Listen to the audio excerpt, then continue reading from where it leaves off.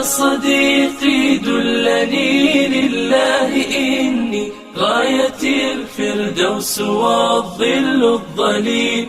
يا صديقي إننا بالله نحيا، فهو نور وهو زاد والدليل. يا صديقي دلني لله إني غاية الفردوس والظل الظليل. يا صديقي إننا بالله Bismillahirrahmanirrahim. Assalamualaikum warahmatullahi wabarakatuh. Alhamdulillah. Waalaikumsalam warahmatullahi wabarakatuh. Asrofil anbiya wa mursalin wa ala alihi wa sahbihi wa ala alihi wa sahbihi ajmain amma ba'du. Alhamdulillah pagi ini kita diberi kekuatan oleh Allah untuk mendapatkan ilmu-ilmu Allah. Kalau boleh saya sebutkan, ini ilmu sudah 1400 tahun yang lalu dari Quran dan hadisnya. Dan hari ini juga kita diberi kemudahan oleh Allah untuk bertemu bapak-bapak dan ibu-ibu di sini untuk mendapatkan ilmu tentang wakaf. Banyak hal-hal yang dianggap baru, padahal kita harusnya sudah belajar lama di sini. Untuk tidak berlama-lama, kami pagi ini akan membahas mengenai wakaf yang akan dipandu langsung oleh Pak Ustadz Yusri Akhyar. Untuk waktu kami serahkan kepada Ustadz. Silakan Ustadz. Bismillahirrahmanirrahim. Assalamualaikum warahmatullahi wabarakatuh. Alhamdulillah, alhamdulillahirabbil alamin. Shalatu wassalamu ala asyrofil anbiya'i wal mursalin wa ala alihi wa sahbihi ajma'in amma ba'du. Allahumma sholli ala sayyidina Muhammad wa ala ali sayyidina Muhammad la nabiyya ba'da. Alhamdulillah. Marilah kita banyak-banyak bersyukur atas kehadirat Allah Subhanahu wa taala di mana kita masih bisa berkumpul pada kajian kali ini yang semoga kita akan memperdalam ilmu perwakafan kita atau ilmu wakaf kita. Semoga Allah akan memberikan keberkahan, rahmat dan hidayahnya kepada kita. Amin ya rabbal alamin. Selawat serta salam kepada junjungan Nabi besar kita Muhammad Sallallahu Alaihi Wasallam, di mana kita nanti akan mendapatkan syafaatnya di yaumul qiyamah. Amin ya rabbal alamin.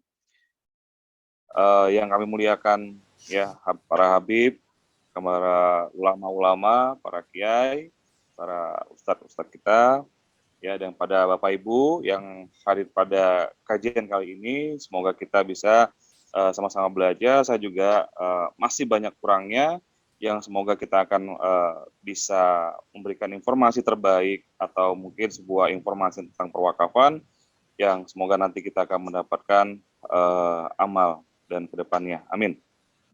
Amal jariah tentunya. Baik, Bapak Ibu pejuang subuh yang dirahmati Allah SWT. Pertama-tama saya mengucapkan selamat menunaikan ibadah puasa pada hari ini, yang semoga dari Yayasan Edukasi Wakaf, mohon maaf lahir dan batin, ya mudah-mudahan kita bisa terus memperjuangkan tentang perekonomian umat dan kemudian khususnya memang tentang wakaf. Baik, kajian kali ini adalah memang kita akan lanjutan dari yang sebelumnya, bahwa sebenarnya wakaf itu murah, mudah dan sederhana. Dan ini memang yang selanjutnya adalah tantangan ya, peluang dalam perwakafan.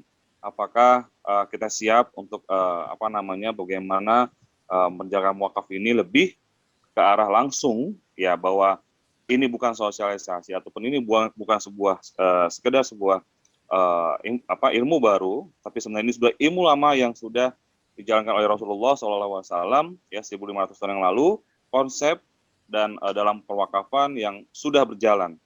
Ya, dan mudah-mudahan kita bisa melanjutkan perjuangan beliau ya, yang supaya kita bisa menjadikan mempertebakan iman kita pada Allah Subhanahu wa taala. Baik, Bapak Ibu ya, alhamdulillah ini adalah kantor salah satu dan beberapa pemilik dari Yayasan Edukasi Wakaf, yaitu kita memiliki Duta Wakaf Institute yang alhamdulillah nanti kita sudah memiliki kedepannya lembaga sertifikasi profesi, kemudian kita ada Biro Konsultan dan Perencanaan Wakaf, dan kemudian kita ada Insani, ya, Indonesian Socialpreneur Associate. Kemudian kita ada LKPEWI, yang dimana setiap ada sebuah pelatihan, khususnya adalah tentang wakaf. Kemudian komunitas pasif amal, kita juga sudah membentuk sebuah komunitas yang dimana memiliki banyak orang memiliki pengen mendapatkan amal jariah, yaitu dengan pasif amal. Kemudian kita ada Biro Wakaf, ya, atau wakaf finansial. Kemudian kita ada Duta Wakaf, ya. Kemudian kita ada Premier Consulting yang membuat konsep, materi, ataupun kemudian pergerakan wakaf sampai dengan hari ini. Nah, ini adalah kantor kita, Bapak Ibu, ya, kantor kita yang di Yogyakarta. Silakan nanti Bapak Ibu yang kira-kira ingin ingin bermain di kantor, kita pengen diskusi tentang wakaf, ya, mudah-mudahan kita bisa bisa banyak lagi diskusi ataupun silaturahim ke kantor kami yang ada di Yogyakarta. Nah,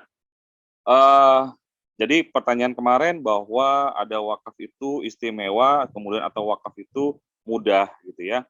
Kenapa dinamakan istimewa, ya, Bapak Ibu?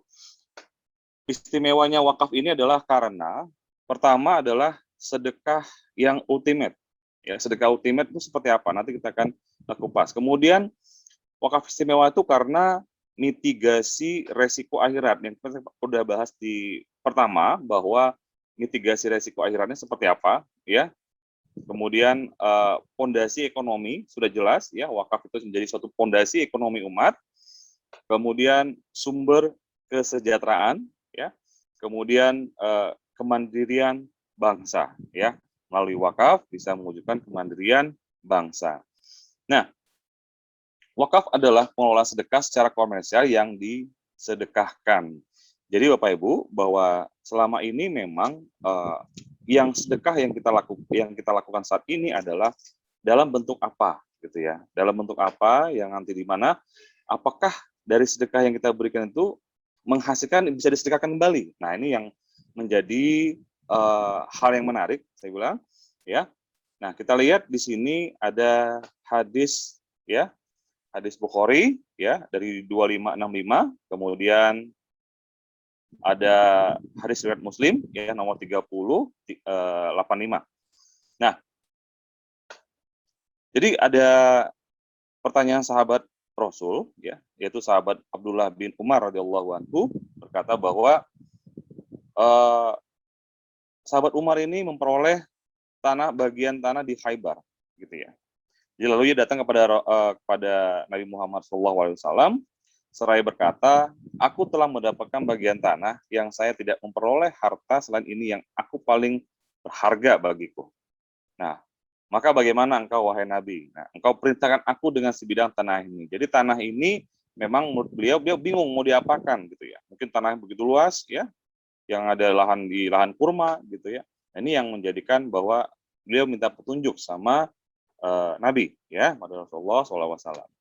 Nah, kemudian lalu beliau menjawab bahwa jika engkau menghendaki, jadi Bapak Ibu, ini adalah dasar, ya, dasar dari apapun kita bisa memahami tentang wakaf itu sendiri. Nah, jika engkau kehendaki, ya, engkau wakafkan tanah itu, engkau tahan tanahnya, dan engkau sedekahkan hasilnya. Jadi kita bisa lihat di sini bahwa engkau wakafkan tanah itu, engkau tahan tanahnya. Bapak Ibu, ini rahmat Allah Subhanahu wa taala, engkau tahan tanahnya berarti adalah ditahan, ya, tidak boleh dikemana-kemanakan, ya. Artinya ditahan, berarti diberhenti, ya. Baru kemudian engkau sedekahkan hasilnya, ya. Nah, ini yang menarik bahwa harta benda wakaf itu adalah aset, ya. Aset yang dimana harus dijaga tetap abadi, makanya ditahan. Abadinya inilah selamanya, ya. Sampai kapan asetnya ditahan? Selamanya. Nah, artinya bahwa ada satu benda, ya, ataupun rumah, gitu ya, ataupun tanah, ya, tempat usaha, gitu ya. Nah, itu ditahan tanahnya, kemudian nanti menjadikan satu aset yang abadi. Nah, kemudian bagaimana kelanjutannya? Yaitu dengan dikelola dan mendapatkan hasilnya. dan mendapatkan hasilnya atau profit, ya, profit dari usaha atau bisnis. Nah, artinya berarti kalau sedekahkan hasilnya berarti ada perputaran bisnis atau profit di sana. Nah, mungkin pada saat waktu itu adalah di tanah di Khaybar itu adalah kurma, ya, lahan kurma. Nah, untuk mendapatkan bagaimana hasil atau profit berarti dia harus menjual kurmanya, kemudian ada keuntungannya atau profitnya disedekahkan hasilnya. Ini adalah konsep bisnis yang luar biasa. Ya, kalau kita bayangkan kalau misalnya mall-mall, ya, yang ada di sini, yang ada di Indonesia, mall-mall, hotel-hotel gitu ya, bahwa dengan itu bisa berdiri tanah wakaf, ya, kemudian nanti bisa dibangun suatu usaha yang nanti hasilnya memberdayakan umat yang ada di sekitarnya, ya, kaum duafa yang ada di sekitarnya. Saya yakin tidak ada lagi yang miskin. Kenapa? Karena di situ sudah terlihat bahwa secara merata pembagian dari sedekahnya. Nah, ini yang menarik. Kemudian, nah, lalu Umar menjalankan hasilnya, kemudian sesungguh tanah ini tidak boleh dijual, tidak boleh dihibahkan, dan tidak boleh diwariskan. Artinya adalah tidak boleh diwariskan di sini adalah berarti aset ini diproteksi, ya, diproteksi. Kemudian proteksi itu melalui aturan dan undang-undangnya, ya, atau aturan regulasinya, ya, aturan hukum. Jadi aset ini harus diproteksi, ya, melalui aturan hukum.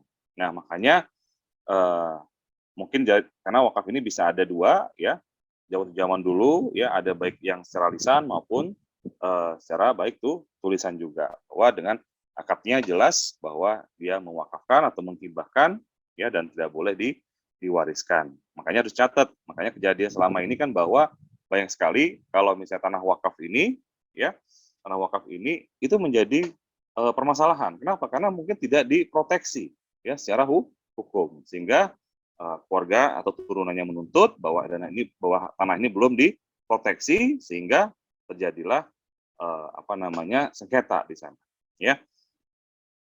Nah, kemudian tetapi diinfakkan hasilnya untuk fuqara, kerabat, ya, kemudian untuk merdekakan budak, ya, untuk kepentingan di jalan Allah, ya, dan untuk menjamu tamu dan untuk ibnu sabil, ya.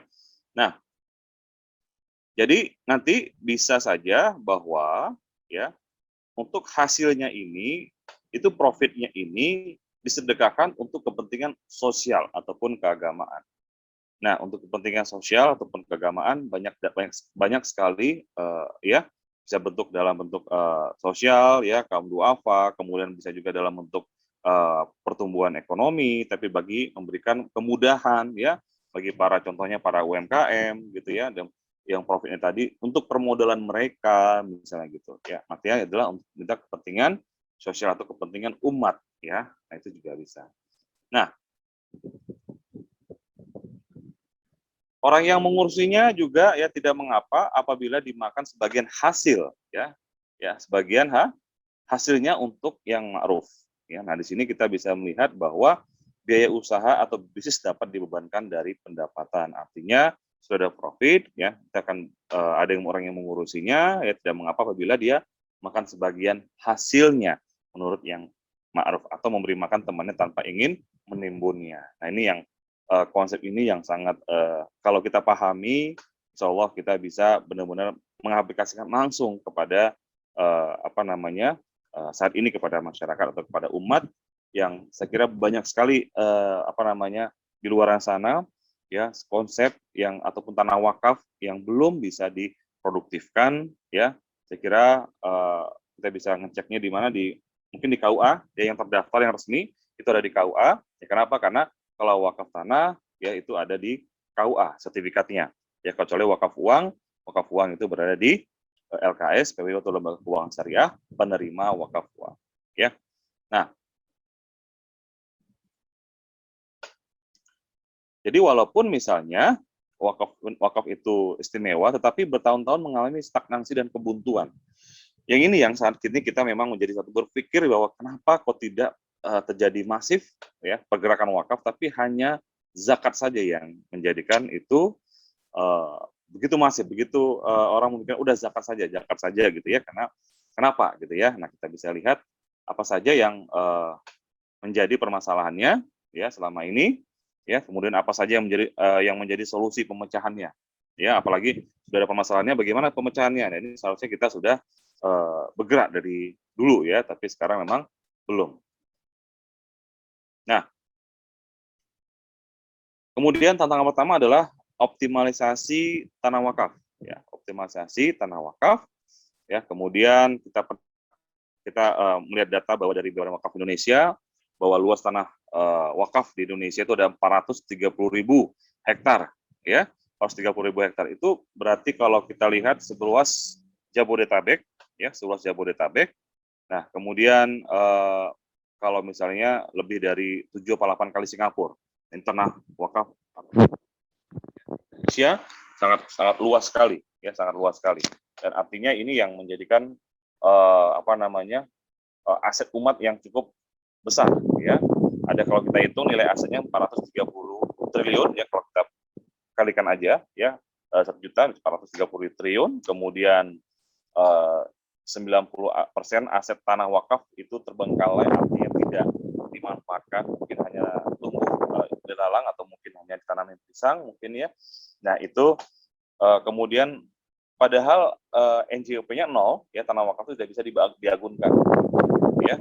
Jadi memang kalau kita mau bangun di tanah wakaf, kita nggak bisa jaminkan tanah tersebut. Kenapa? Karena memang NJOP-nya 0, tidak ada nilainya. Jadi pihak dari bank ataupun tidak mau menerimanya, ya. Nah, bayangkan Bapak Ibu, di atas tanah aset, ya, di bawah aset tanah wakaf itu ada berdiri bisnis umat, ya, ada bisnis umat yang dimana bisa dibangunkan atau misalnya dibuat salah satu mall, ya, atau office tower, oke. Nah, kemudian pabrik, ya, atau mungkin pertanian. Nah, ini yang harusnya bahwa tanah wakaf ini selama ini kita hanya melihat atau membangun, yaitu dengan sebuah masjid ataupun pondok pesantren. Ya, padahal kalau kita misalnya melihat lebih ke depan lagi bahwa kenapa nggak dibikin masjid ataupun pondok pesantren? Bisa saja dibikin di atasnya, bisa di atas dari office tower mungkin, ya, kemudian atau mall gitu ya, di atas itu bikin suatu tempat rumah tahfiz misalnya, kan bisa saja, ya. Nah, artinya adalah harusnya di tanah wakaf itu dibangun sebuah profit dari bisnisnya disedekahkan untuk kegiatan keagamaan. Jadi dari sebuah usaha atau bisnis itu nanti disedekahkan untuk kegiatan agama, sosial, pendidikan, kesehatan, atau permodalan, ya, atau UMKM. Bayangkan kalau misalnya contoh, ya, kalau di Yogyakarta itu ada kemarin waktu pada saat bandara baru, ya, pembebasan tanah, saya kira pasti butuh dana besar, ya.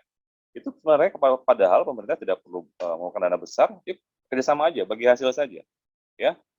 Artinya tanah itu diwakafkan saja, kemudian nanti sistem akan mendapatkan bagi hasil dari keuntungan bandara tersebut buat yang mewakafkan tanahnya di bandara tersebut. Kan bisa, ya, malah mendapatkan hasil, ya, atau profit, ya, setiap bulannya, ya, kemudian tapi selamanya, nah, gitu kan. Nah, tapi kalau misalnya dijual, selesai, ya, pada saat sudah dijual, kemudian dapat uangnya mungkin habis, ya, uangnya bagaimana? Ini akan berlanjutan bersama terus menerus, ya. Nah, seperti itu. Nah, kemudian keunggulan membentuk sebuah keunggulan ekonomi umat yang dimana ini adalah kita sudah menang harusnya di awal. Kita sudah unggul di awal, ya, bahwa investasi tanah wakaf itu 0%, 0, ya, nilainya 0, kemudian tidak perlu beli atau modal kecil, ya. Nah, kemudian bagi ini para investor nih harusnya melihat potensi saya bangun usaha itu di tanah wakaf saja. Ya, tidak perlu lagi yang namanya kita ada satu lembaga gitu, ya. Harus ngumpulin dana lagi, ya, harus bangun sebuah tempat, harus menggalang dana lagi. Padahal sebenarnya tanah wakaf sudah ada, tinggal kita cari saja, ya, mana tanah wakaf sudah terdaftar untuk kita bisa melakukan usaha atau bisnis tanah wakaf. Kemudian NJOP-nya tanahnya wakafnya 0, ya, tidak perlu PPP, kebun kecil, kemudian dapatkah umat memenangkan persaingan bisnis dalam modal istimewa seperti ini? Sehingga kita sudah menang, ya. Dan ini yang menarik, harusnya kita bisa memanfaatkan tanah wakaf ini lebih maksimal. Nah, kenapa ini belum terwujud ya? Nah, selama ini kita juga sudah melihat satu peluang celah yang harusnya itu menjadi satu keunggulan kita ya. Kita lihat pertama adalah minimnya akses pendanaan. Nah, minimnya akses pendanaan, tapi tanah wakafnya tidak bisa diagunkan ya. Kemudian terbatasnya proposal, perencanaan pengembangan ya. Kemudian kurangnya promosi atau metode pemasaran seperti apa ya, sehingga tidak belum terwujudnya ya program tersebut. Nah, itulah tantangan pertama. Tantangan kedua adalah optimalisasi wakaf uangnya. Ya. Jadi potensi wakaf uang di Indonesia itu 120 triliun per tahun. Ya. Potensinya sangat besar, Bapak Ibu. 120 triliun per tahun, ya. Tapi realisasinya totalnya penerimaan hanya wakaf uang dari 2010 sampai 2018 itu adanya 200 miliar. Jadi cukup jauh sekali perbedaannya, ya. Padahal potensi sangat besar. Ya, rata-ratanya paling hanya 25 miliar per tahun. Harusnya kita bisa mencapai 120 triliun per tahun. Ini aset umat, ya. Makanya umat Bapak Ibu semua yang dirahmati Allah Subhanahu wa taala, kita memiliki potensi yang sangat besar. Dan ini yang harusnya kita rencanakan, kemudian kita wujudkan ya sebuah potensi ya, tanah wakaf di Indonesia. Nah, apa terjadi bila dana pihak ketiga bank dari wakaf uang ya?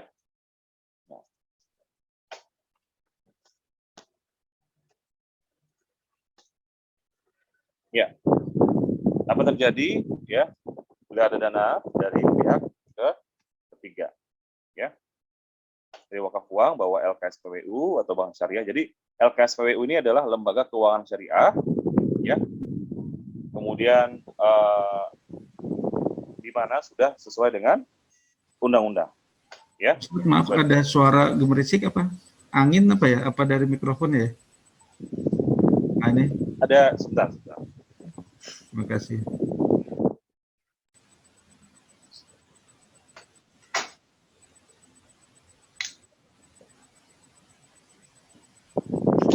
Ya. Sudah jelas, Pak? Ya, tadi ada seperti suara angin. Oke, udah jelas. Mudah-mudahan lancar. Ya, silakan dilanjut. Terima kasih. Ya. Ya.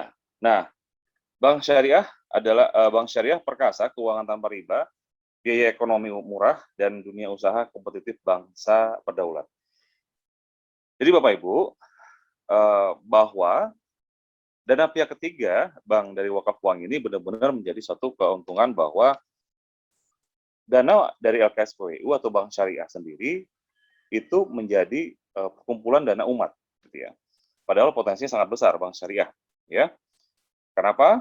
Karena kita lihat bahwa kalau dana ya wakaf masuk ke bank syariah, ya, ini akan menjadi suatu potensi pertumbuhan ekonomi umat yang sangat besar, ya, bank syariah.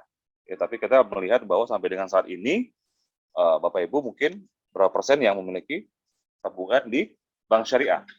Ya, berapa persen? Mungkin kamu di bank syariah berapa persen?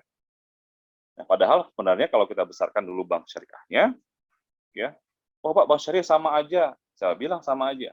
Ya, sudah pasti berbeda, ya. Nah, hanya tinggal kita bagaimana melihat bahwa sesuai dengan akadnya, ya, sesuai dengan bagaimana mewujudkan ya perekonomian umat tanpa riba, ya.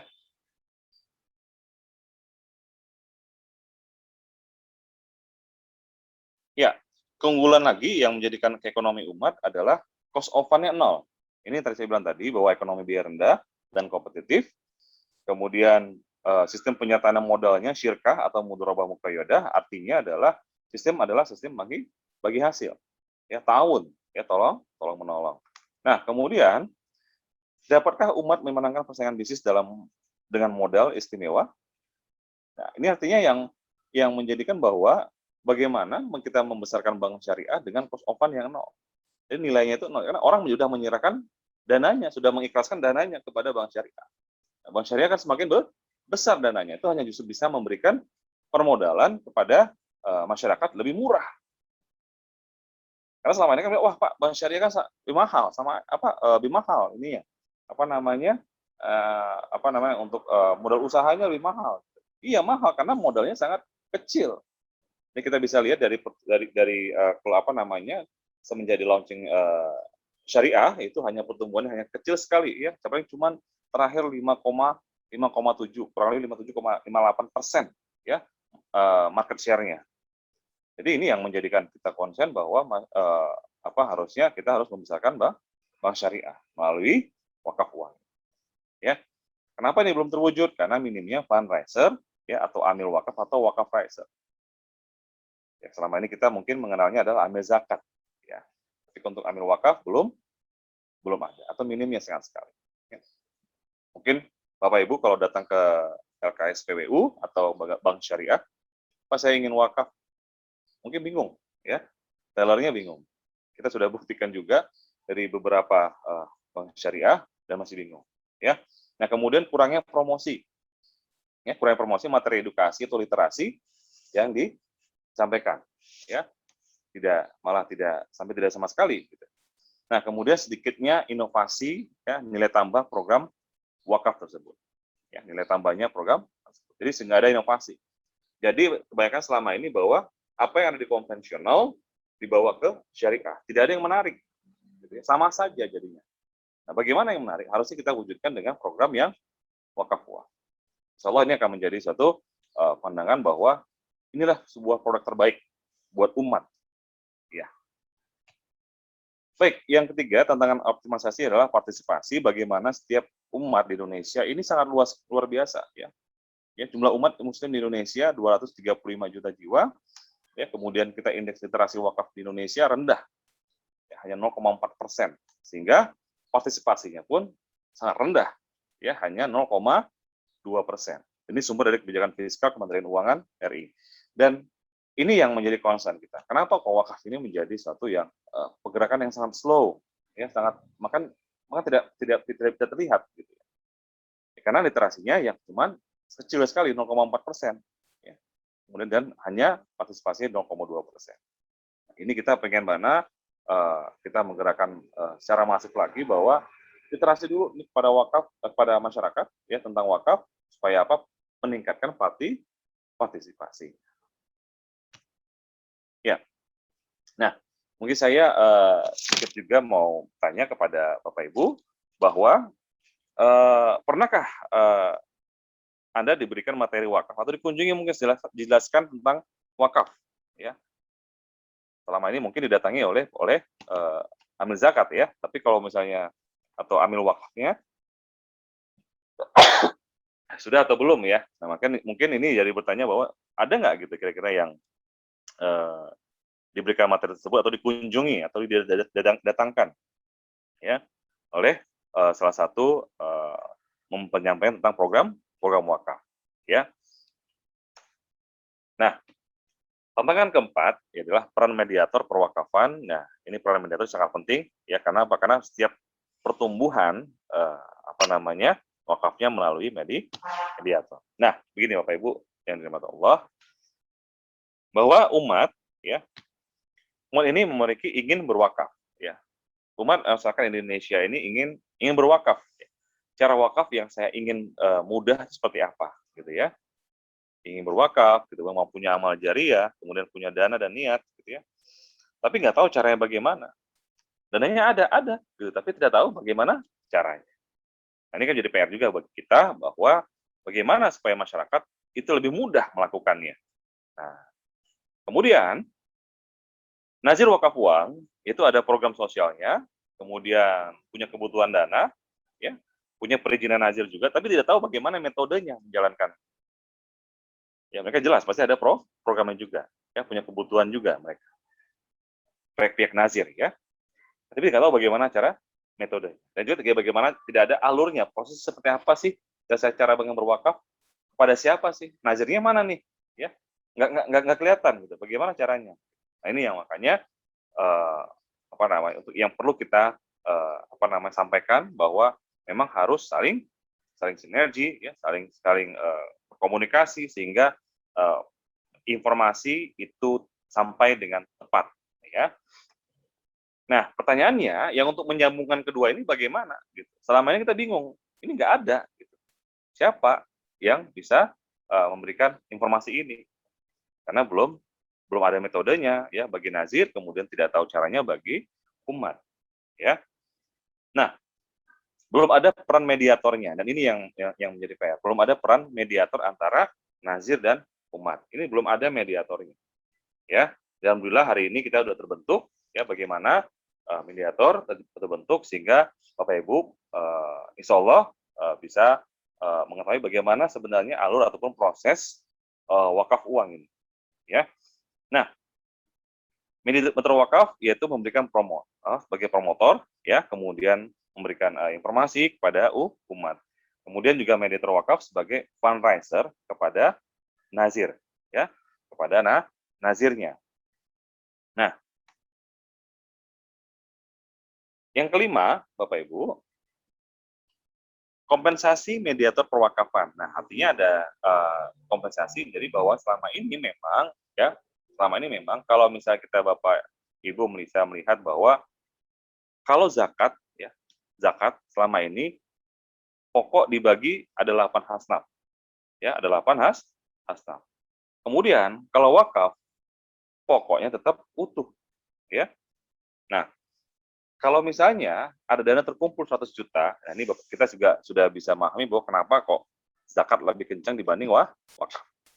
Karena zakat itu ada dibagi 8 asnaf dan misalnya dana terkumpul 100 juta, dan kemudian ada hak amil di sana, ada 1/8 pokok, ya, kurang lebih hampir 12,5%. Ya.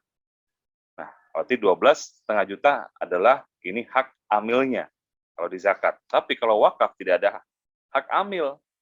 Ya, tidak ada hak amil. Kemudian dan nggak ada, ya, 0. Ya. Tidak ada hak amilnya, berarti 0. Jadi kalau terkumpul 1 juta ya 1 juta langsung diwakafkan, ya, karena itu nggak boleh diambil. Nah, ini paham sekali lagi bahwa dana yang terkumpul, ya, kalau zakat langsung diambil 12,5%, tapi kalau wakaf tidak boleh. Jadi nggak ada hak amilnya, ya. Wajar, makanya fokusnya lebih ke arah zakat, tidak boleh wakaf. Tidak membiarkan wakaf. Ya. Nah,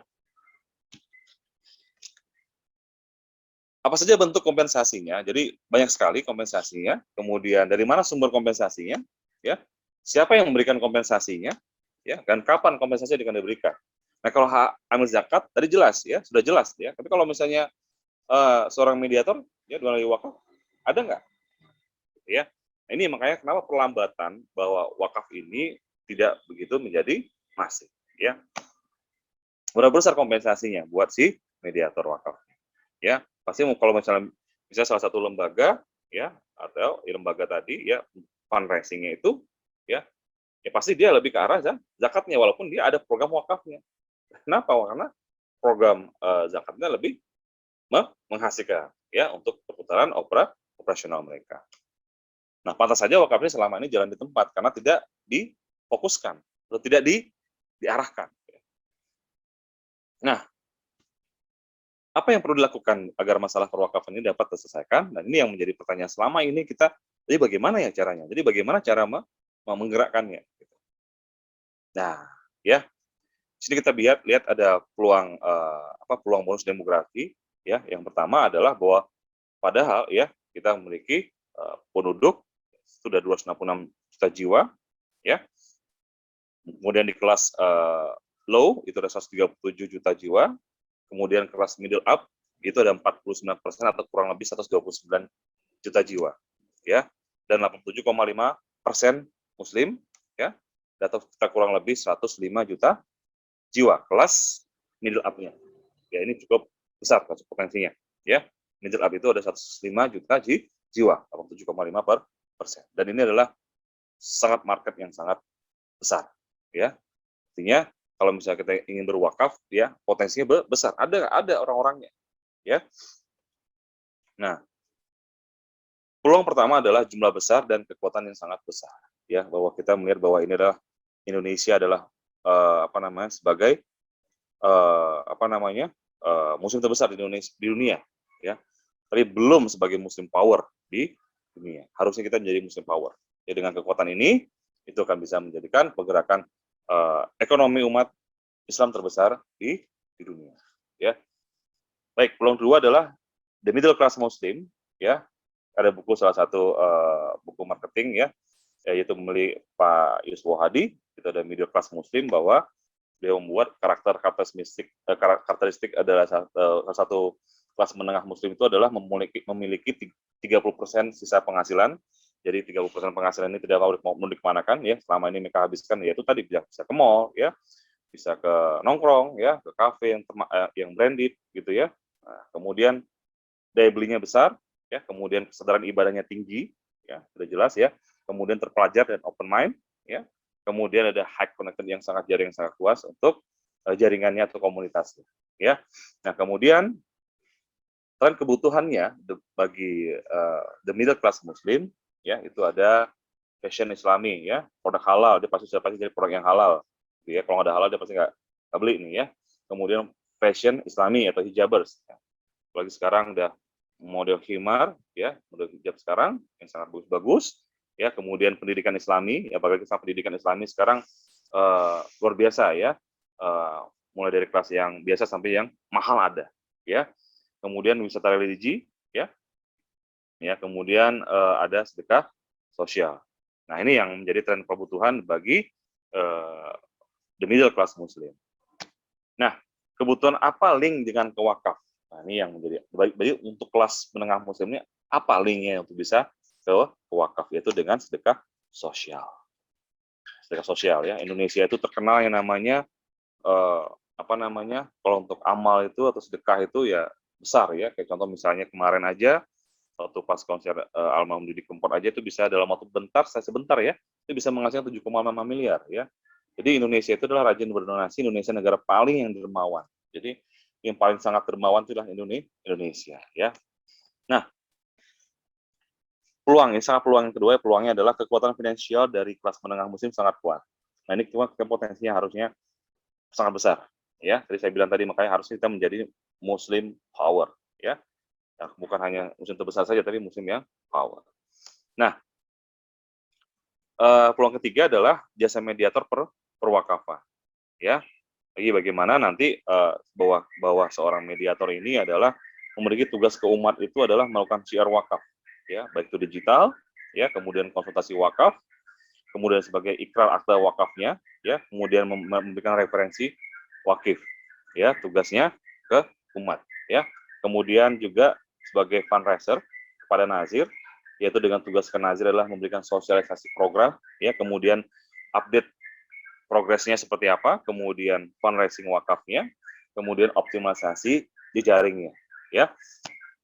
Dan kemudian kualifikasinya adalah punya akta ikrar wakaf uang ya. Intinya adalah seorang mediator ini harus memiliki akta ikrar wakaf uang, kemudian punya lisensi ya, punya lisensi artinya ada sertifikasi sendiri buat mereka yang sebagai mediator wakaf, dan mereka juga harus mempunyai lisensi duta wakaf, kemudian juga memiliki lisensi biro wakaf dari IAWI. Ya, mereka ini yang sangat penting, peran sangat penting untuk pergerakannya wakaf uang di Indonesia. Ya, alhamdulillah kita sudah mencapai ke beberapa titik kota-kota besar. Ya, dimulai dari Medan. Ya, padahal Medan ini jelas antusiasnya sangat luar biasa. Kemarin kebetulan alhamdulillah saya lagi di Medan. Ya, itu potensi sangat besar. Saya sudah sempat koordinasi beberapa komunitas di sini, yang dimana mereka dengan konsep seperti ini sangat menarik sekali. Ya. Dan harusnya ini memang menjadi menjadi pergerakan yang benar-benar kecepatan ya, untuk bisa meningkatkan kepedulian kepada umat melalui wakaf uang. Nah, mereka juga sebagai biro wakaf ya, atau wakaf financial service, artinya juga mereka sebagai biro wakaf. Nah, kita juga banyak juga program-program nih, seperti biro wakaf, kita ada juga namanya bunda wakaf, ada guru wakaf ya. Nah, itu akan menjadi satu pergerakan-pergerakan juga melalui sosialisasi ini ya, sosialisasi tentang program-program nazir, kemudian bagaimana cara nanti pihak dari umat ya, atau pada masyarakat, pada jamaah untuk bisa bagaimana cara berwakaf lebih mudah ya, lebih mudah, murah, dan sederhana ya. Nah, apa itu biro wakaf? Biro wakaf adalah jasa ya, jasa yang membantu setiap orang, khususnya umat Muslim, dalam merencanakan atau melaksanakan wakaf dan mudah, murah, dan sederhana. Ini kan kalau misalnya kita lihat sama sih seperti namanya Islamic Social Planner ya, Islamic Social Planner yang dimana kita buat bidang jasa itu ya, membantu semua umat ya, solusi bagi umat untuk bisa melaksanakan bagaimana wakaf itu tadi. Jadi tidak berpikir lagi bagaimana mindset wakaf ini wah harus mahal, harus punya tanah, harus membangun, ya harus butuh modal besar. Tidak ternyata. Ya, cukup dengan berapa nilai aja, ya dimulai dari minimal, ya dimulai dari 50.000 saja bisa berwakaf. Jadi artinya apa? Ya, tukang gorengan juga bisa wakaf dengan 50.000. Semua orang boleh dong hak mendapatkan amal jariah. Jadi nggak hanya orang yang punya nilai uang yang besar saja untuk mendapatkan amal jariah, tapi bagaimana tukang gorengan pun punya amal jariah walaupun dengan hanya 50. Jelas ya kan, Al-Baqarah 261 dengan kita sedekah ya dapat dibalas 700 kali lipat nilai pahalanya. Ya 50.000 lumayan. Artinya cuman tapi tetap per bulan. Ya, per bulan atau mungkin tiap minggu. Ya, kita menghabiskan 50.000 sehari mungkin sudah setiap hari mungkin 50.000 lebih ya menghabiskan sehari. Tapi kalau kita dengan nilai wakaf yang 50.000 tapi bisa berkesinambung atau terus menerus itu akan menjadi pahala amal jariah. Ya. Ingat, mitigasi risiko akhirat. Ya. Nah, apa sih perbedaan biro wakaf sama biro umroh? Nah, kita bisa lihat bahwa pertama adalah kalau biro wakaf membantu umat dalam mempersiapkan dan melaksanakan wakaf. Ya. Kalau biro umroh itu adalah membantu umat dalam mempersiapkan dan melaksanakan ibadah umroh. Sama ya, hampir sama. Kemudian artinya sama-sama memberikan nilai pahala yang besar. Ya. Menyediakan informasi perwakafan. Ya, kemudian biro umroh adalah menyediakan informasi ibadah umroh, ya, kemudian memberikan solusi perwakafan, ya. Kalau biro umroh adalah memberikan solusi untuk umroh, ya, bagaimana cara mudahnya berangkatnya. Kemudian kalau biro wakaf membantu penyelesaian administrasi perwakafan, ya. Kemudian kalau biro umroh juga bagaimana membantu menyelesaikan administrasi ibadah umrohnya, ya. Kemudian ada banyak cara, ya, yang bagaimana bisa berangkat dulu, ya, kemudian nanti bagaimana dia bisa menabung dulu, gitu ya. Itu adalah salah satu penyelesaian administrasinya. Nah, kemudian mempromosikan keistimewaan wakaf, ya. Kalau biro wakaf, kemudian biro umroh adalah mempromosikan keistimewaan umroh, ya.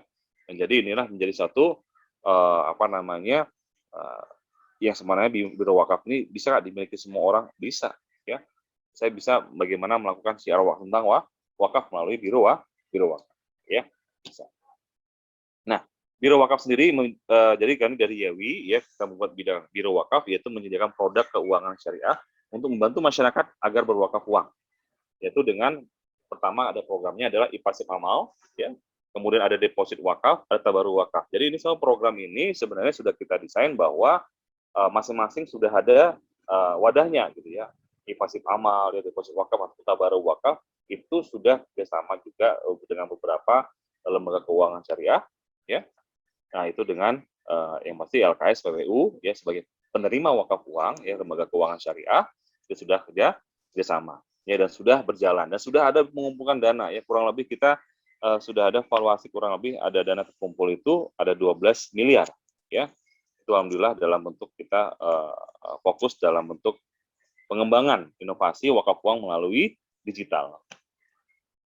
Nah, yang semuanya telah mendapatkan persetujuan dari OJK, ya, atau Otoritas Jasa Keuangan, dan sesuai dengan fatwa Dewan Syariah Nasional Majelis Ulama Indonesia. Dan itu sudah kita sesuai dengan aturan yang berlaku. Nah, bagaimana caranya, ya, IPASIP Amal, ya, dengan wakaf uang abadi, ya, bagaimana kita seorang wakif tadi sudah dengan konsep digital, ya. Kita wakif, ya, kita pilih project, kemudian kita buka platformnya, ya, kita lihat projectnya apa, kemudian nanti ada wakaf platform atau payment gateway, ya, kemudian menjadikan wakaf uang abadi, gitu ya, dan itu kepada nazir wakaf uang. Dan ini dasar hukumnya apa? Ya, peraturan BWI 01/2020 pasal 10, ya. Nah, ini tipe wakaf yang kecil dan sering. Nah, ini yang sangat sederhana tadi saya bilang dimulai dari 50.000. Nah, kemudian ada lagi deposito wakaf atau wakaf uang berjangka, ya. Kita bisa memilih proyek, kemudian sesuai, baru kita transfer minimal 1 juta pada nazir, rekening nazir yang ada tertera di aplikasi, ya. Kemudian nanti setelah 1 tahun akan dikembalikan lagi nilainya, ya. Jadi ini sedekah, tapi uangnya nggak hilang, ya, tapi dikembalikan lagi setelah setahun kepada wakif 100%. Oleh siapa? Oleh LKS PWU, ya. Ini adalah tipe wakaf yang cashback. ya, nanti uangnya kembali atau berjangka, ya. Dasar hukumnya adalah Peraturan BWI nomor 1 2020 pasal 6 ayat 2, ya. Ini yang wakaf berjangka, ya. Kemudian bagaimana tabaruk wakaf, yaitu wakaf abadi yang ultimate, ya. Wakaf abadi yang ultimate yaitu dengan wakif melakukan iuran tabaru, namanya tabaru atau ta'awun, ya, tolong menolong. Kemudian dengan 700.000, ya, dengan pengelolaan dana tabaru, kemudian nilai wakafnya bisa mencapai 500 juta. Ini ta'awun atau tolong menolong tadi, ya, atau wakaf uang mencapai 500 juta. Itulah yang dinilai diwakafkan kepada nazir, ya. Jadi adalah tipe wakaf yang inginnya jadi banyak, jadi besar nilai wakafnya. Bagaimana saya sedekahnya minimal tapi wakafnya maksimal. Nah, ini dasar hukumnya dan bagaimana Peraturan BWI nomor 1 2020 pasal 6 ayat 1 dan Fatwa DSN MUI nomor 106, ya, garis miring 10 garis miring DSN MUI tahun 2016. Jadi sudah ada fatwa dan aturan sudah berlaku. Ya, artinya sudah selesai, ya, debatnya sudah selesai, ya, bagaimana caranya sudah ada diatur dalam fatwa, ya. Nah, jadi Bapak Ibu bisa bagaimana kalau misalnya gini, kalau kita mau ke Mekah itu berarti butuh butuh visa, ya, ke Jannah, ya, butuh jariah. Nah, ini pertanyaan sudah punya belum, ya? Nah, kemudian jangan berpulang dengan tangan kosong, ya, dengan tangan kosong masih sempat sebelum telat, gitu ya.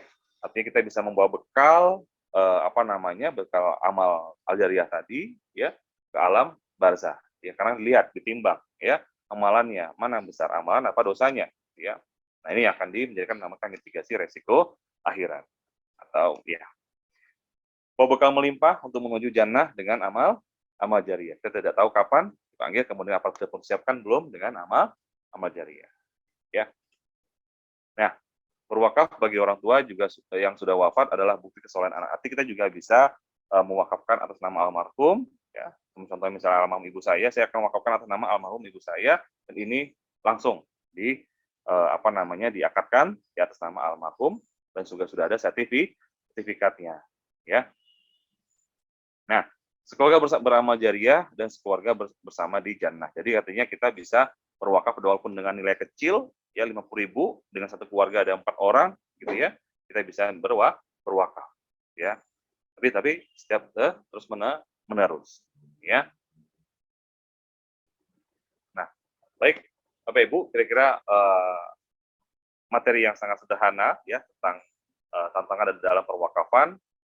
Mudah-mudahan ini jadi satu gambaran kita bahwa sebenarnya wakaf ini sangat mudah dijalankan kalau sudah tahu caranya, sehingga kita sama-sama kita bisa mengajak masyarakat untuk bisa beramal jariyah, ya, dan bersama di jannah.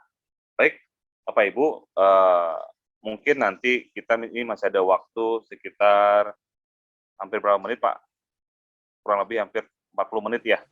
Itu bisa diskusi atau mungkin bisa sharing, ya, sama-sama kita sharing mungkin dalam tantangan dalam perwakafan ini seperti apa, ya. Mudah-mudahan Bapak Ibu bisa sama-sama kita bisa menggerakkan program wakaf bersama Yayasan Edukasi Wakaf Indonesia. Alhamdulillah, Pak. Pak Fabian, silakan, Pak. Saya kembalikan ke mediator, Pak. Ya, saya tadi membagikan acara ini ilmu baru, tapi umurnya udah 1400 tahun yang lalu, karena Rasulullah juga melaksanakan hal ini, ya. Dan saya juga sangat setuju, ini power umat harus segera digerakkan.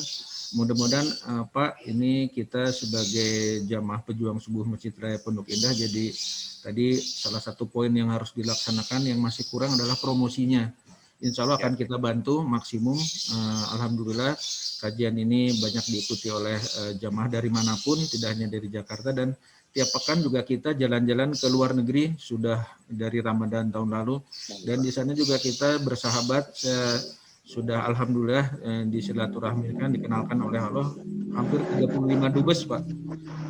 35 duta besar yang alhamdulillah muslim, dan itu juga mencari program-program keumatan seperti ini. Jadi insya Allah nanti Bapak saya bisa hubungkan dengan beberapa dubes jadi internasional seperti itu. Ini jadi titik temu juga kita, dan ini kewajiban juga kepada jamaah yang sudah mendengar ini untuk bisa mempromosikan lah istilah marketingnya, ya, seperti itu. Betul, Pak. Dan insya Allah kita juga akan bekerja sama dengan Bank Syariah Indonesia, sedang menjajaki. Simpelnya sih sebetulnya kalau Anda punya akun di bank yang lain, silahkan saja gitu. Tapi masa sebagai umat Islam tidak punya bank di bank syariah gitu ya, tidak punya akun di bank syariah, itu insya Allah akan mudah, dengan mulai dari 100.000 sudah bisa, itu yang sedang kami upayakan. Memang banyak tadi kata-kata baru ya, seperti nazir. Nazir itu sebetulnya profesi yang bagus. Jadi generasi sekarang sebetulnya cita-cita apa sebagai nazir itu yang mengurus salah satunya wakaf gitu. Oke, Pak Ustadz, ini jadi insya Allah ini jadi kajian kita jadi center of syariah kalau saya sebutkan ya. Jadi ilmu syariah, termasuk juga kita punya program diskusi mengenai waris. Mengenai waris juga banyak yang sudah tahu, tapi lebih banyak yang belum tahu. Seperti itu kita akan luruskan. Ini juga bisa kelanjutan dari keluarga yang punya harta waris harus diapakan. Salah satu solusinya diwakafkan, Mbak ya. Jadi itu akan kembali terus, itu akan kita usahakan. Oke, terima kasih Pak Ustadz. Ini Pak Ustadz mau bacakan di chat atau saya bacakan? Ini udah ada 4 chat. Boleh saya baca aja langsung ya Pak Ustadz ya? Silakan. Iya. Oke. Nah, ini ada dari Ibu Endang kayaknya, Ibu Endang Setiwahyuni ya, silakan. Iya. Assalamualaikum, waalaikumsalam warahmatullahi wabarakatuh. Ya. Kita besarin dulu ini chatnya.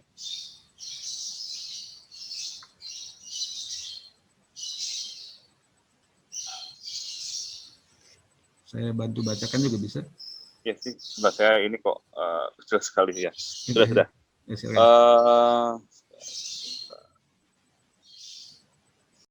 Ya, bagi jika lembaga ZIS ya zakat infak sedekah mengajukan program untuk yatim duafa, bagaimana kompensasi pembagian karena hanya satu program diajukan, saya audit lebih besar dana ustadznya, admin dan lain-lain, sedangkan hak pokok di atas hanya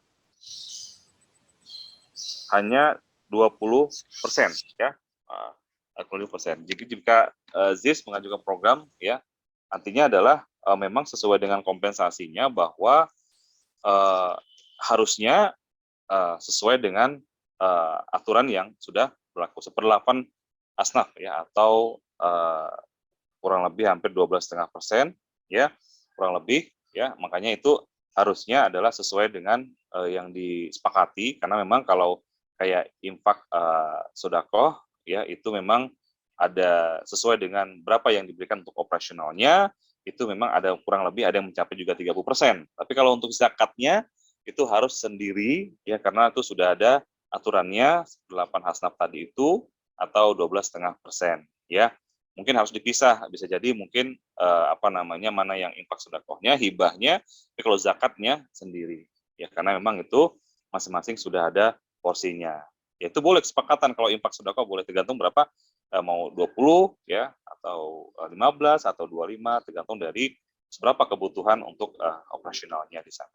Tetap memang harus disampaikan bahwa ini adalah bahwa haknya memang boleh ya, dan nantinya nanti tinggal disampaikan bahwa apa saja ya yang untuk dana-dana yang digunakan gitu ya. Intinya adalah sampaikan amanat dari daripada jemaah ya, daripada penitip dari dana kita ya. Nah, ini yang menjadi concern-nya di situ. Tapi kalau zakat harus dipisah Ibu ya. Mudah-mudahan itu akan menjadikan kita lebih amanah kepada umat. Nah, kemudian ada Bu Mustika ya, izin bertanya, pada dasarnya wakaf sifatnya abadi ya, pemberian cuma-cuma untuk keperluan umum ya, misalnya masjid, sekolah dan lain-lain. Ternyata tetapi kenyataannya di masyarakat sering terjadi sengketa kemudian hari antara para ahli waris dan pemberi wakaf setelah yang bersangkutan meninggal dunia. Makanya Bapak Ibu disampaikan bahwa inilah akan menjadi ilmu bermanfaat bagi kita, bahwa kita sampaikan kepada saudara-saudara kita yang ingin berwakaf di sebidang tanah ataupun itu bangunan tanah ya, harus dilaporkan ke KUA ya, atau kepada KUA tempat ya. Artinya apa? Yang memberikan sertifikat. Kalau sudah ada sertifikat itu sudah ada legal hukum ya, di mana tidak bisa diganggu-gugat lagi, karena walaupun di pengadilan tidak bisa menang karena sudah ada hak sertifikatnya. Yang makanya kenapa wakaf itu adalah perbuatan hukum ya, untuk memisahkan harta dari si wakif dan ahli waris. Supaya apa? Supaya kekuatan hukumnya kuat, jelas. Makanya harus diterbitkan dulu sertifikatnya dari KUA, ya, akta ikrar wakafnya, kemudian nanti baru diarahkan ke BPN sebagai penerbitnya sertifikat tanah wakafnya oleh BPN. Itu warna coklat kurang lebih, masalah masih warna coklat gitu. Nah itu yang sertifikat tanah wakaf harus benar-benar dipastikan. Nggak bisa hanya mungkin orang tua kita dulu kan tidak mengerti proses alurnya. Nah inilah pentingnya adalah proses alurnya sehingga masyarakat berpartisipasi itu lebih mudah. Nah makanya harus disalurkan dulu ke ke KUA ya disambung, atau mungkin sharing dulu ya dari pihak setempat atau misalnya dari KUA misalnya gitu ya. Bagaimana cara berwakaf sebenarnya, alur prosesnya bagaimana gitu ya.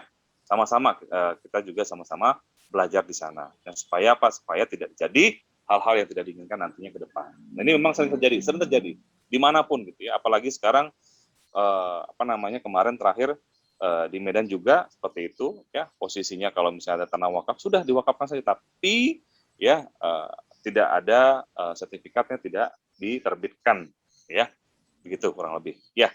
Alhamdulillah kini sudah ada Ibu Jannati ya. Assalamualaikum, waalaikumsalam warahmatullahi wabarakatuh ya. Ibu tanya pertama, sekarang ini di kalangan filantropis wakaf sedang tren wakaf produktif ya. Yang saya tanyakan adalah hukum wakaf produktif dalam seperti 4 mazhab, hukumnya bagaimana? Ya, alhamdulillah kalau secara mazhab insya Allah sudah ada aturannya sendiri. Tapi sebenarnya gini, Pak Ibu Jannati, bahwa wakaf produktif sebenarnya semua orang bisa melakukan itu, ya. Apa wakaf produktif yang dilakukan saat ini adalah harusnya sebenarnya intinya adalah kemaslahatan umat, ya. Intinya adalah untuk kemaslahatan umat dulu ini. Yang saya lakukan saat ini adalah apakah dampaknya buat umat, buat pribadi, ya, atau bagaimana gitu. Nah ini yang harusnya dipastikan dulu di awal, gitu. Ya. Kalau nanti padanya makanya intinya adalah pada saat dia misalnya menjadikan hukum positif, ya. Kenapa? Karena kita wakaf ini udah menjadi hukum positif. Kenapa? Dari fatwa kemudian ke undang-undang, kemudian nanti bisa menjadikan bahwa ini menjadi hukum positif, ya. Nah ini yang menjadi pasti. Tapi kalau misalnya dari 4 mazhab, mungkin nanti ada bisa sesi sendiri, ya, mungkin yang memahami tentang hukumnya. Tapi kalau dari sisi wakaf produktif yang kami insya Allah kami sharing selama ini adalah bagaimana wakaf produktif ini intinya untuk kemaslahatan umat. Nah, contoh mungkin Bapak Ibu sudah tahu bahwa Hotel Ramada di Aceh, ya, Hotel Ramada di Aceh itu kan adalah sebenarnya suatu wakaf produktif di mana tanah itu milik orang Aceh, ya. Setiap jamaah haji yang dari Aceh, embarkasi Aceh, itu akan mendapatkan manfaat atau keuntungan profit dari hotel tersebut. Hotel tersebut dia menghasilkan 18 miliar per tahun. Berarti kurang lebih jamaah itu mendapatkan kurang lebih 4 juta sekian. Ya, ada ribuan jamaah yang berangkat. Itu kurang lebih dapat 4 juta sekian. Inilah yang dinamakan adalah untuk kemaslahatan umat, pemberdayaan umat. Melalui tadi adalah wakaf produktif yang sudah jadi. Nah, kira-kira seperti itu gambarannya, Bu. Insya Allah bisa terjawab. Kemudian apa perbedaan antara wakaf khairi dan wakaf zuri dan wakaf mustarak, ya, wakaf khairi, zuri dan wakaf mustarak. Ya, insya Allah ini jadi PR bagi saya yang nomor 2, ya. Insya Allah nanti saya akan kembangkan lagi, ya, insya Allah, karena saya di wakaf ini saya belum memahami, ya. Nanti coba saya akan menjadi PR saya, ya. Kemudian nanti yang ketiga, jika yang menerima wakaf adalah anak kandung perempuan, hukumnya bagaimana, Ustadz? Nah, anak kandung, ya. Karena gini, kalau menerima wakaf atas nama anak kandung perempuan, hukumnya adalah sebenarnya itu adalah hukum wakaf ahli, namanya wakaf ahli, ya. Artinya adalah wakaf ahli ini adalah wakaf untuk keturunan saya, ya. Saya boleh nggak berwakaf atas nama keturunan saya? Ya, itu kalau wakaf itu tidak ada melihat itu kalau misalnya hari hukum waris, ya benar ada masing-masing, ada perempuan ada pria. Tapi kalau wakaf, ya, yang penting saya membuat gini, saya berwakaf 1 miliar, ya wakaf 1 miliar. Ini adalah nanti hasil dari pengelolaan wakaf tersebut, saya ingin wakafkan untuk keturunan saya. Karena gini, karena jika ya undang-undangnya adalah jika berwakaf di atas 1 miliar boleh menunjuk, ya itu boleh menunjuk siapa penerima manfaat wakafnya. Nah, boleh buat anak kandung saya itu nggak melihat perempuan ataupun laki-laki. Ya, tapi intinya adalah bisa untuk keturunan. Beda, kalau anak sama keturunan beda. Tapi kalau yang namanya wakaf, selamanya itu buat keturunan kita. Baik itu bin Yusri, bin. Pokoknya ada binnya terus selama itu dapat. Makanya selama ini bahwa kenapa kita itu nggak mengenal buyut kita, ya kecuali Sultan gitu ya, Sultan Jogja itu mengenal ya urutan-urutannya. Wah, ini adalah ininya ya uyutnya. Terus masih ingat kenapa? Karena ada warisan di sana. Warisan kerajaannya. Nah, kalau kita tidak ada. Nah, makanya bagaimana kita menciptakannya supaya keturunan kita mengenal kita. Nah, ini adalah hasil dari wakaf uyut kita yang dulu. Ah, itu juga bisa. Itu namanya wakaf ahli, ya. Apalagi wakafnya berupa tanah dan bangunan sekolah Islam, ya. Nah, hasil dari wakaf tersebut itu bisa disalurkan terus buat keturunan kita, gitu ya. Ya harusnya buat keturunan kita, jadi biar lebih panjang, ya, buat keturunan. Dari anak kita, nanti cucu kita, cicit kita, gitu. Insya Allah mudah-mudahan terjawab. Dan nanti jadi yang nomor 2 ini, Insya Allah bisa nanti saya share ya, kira-kira jawaban seperti apa. Begitu ya, Ibu Janati. Mohon maaf sebelumnya. Nah. Ini ada Pak Bayu Aryawan, ya. TPS 2 Peternakan Universitas Aloreo Kendari, ya, Sulawesi Tenggara. Apakah peralihan fungsi pertanian maupun non-pertanian dapat menghilangkan khas wakaf itu sendiri? Karena tujuan pelaksanaan wakaf tadi sesuai dengan target kebijakan pertanian, yaitu menopang kedaulatan dan ketahanan pangan dalam negeri. Oke, baik. Nah, ini yang menarik sekali, ya. Terima kasih Pak Bayu bahwa fungsi pertanian ataupun peralihan ya dari fungsi pertanian maupun non pertanian. Kalau namanya wakaf itu, insya Allah ya Pak ya,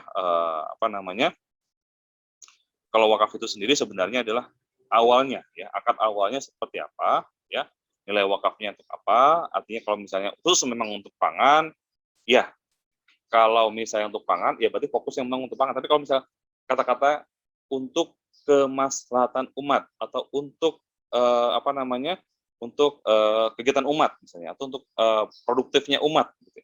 Kalau kata-kata seperti ini artinya mau apapun itu ya awalnya seperti itu tidak ada masalah gitu ya, karena itu adalah akad dari si wakifnya.